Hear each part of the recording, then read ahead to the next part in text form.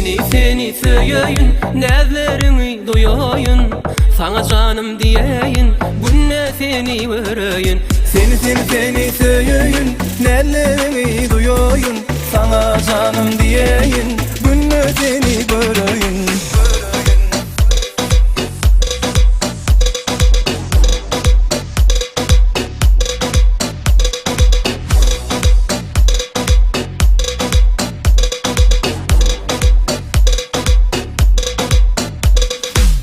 Kalbimin duygusun duydurun özlem, yüreğime yarayar mehirli sözlem. Yanımda bolmasan kış olur yazım, nezlerimden dönen bu çalan tarlam. Seni söyleyin, nezlerimi duyayın. Sana canım diyeyin, günne seni göreyim. Seni söyleyin, nezlerimi duyayın. Sana canım diyeyin, günne seni göreyim.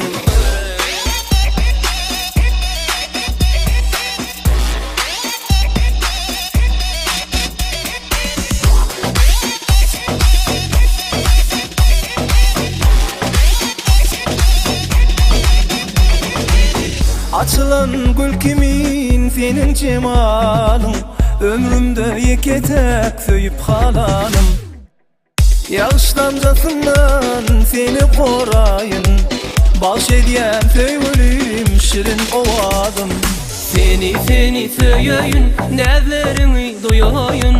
Sana canım diyeyin, günne seni vereyim. Seni söyleyin, nezlerimi duyayın. Sana canım diyeyin, günne seni göreyim.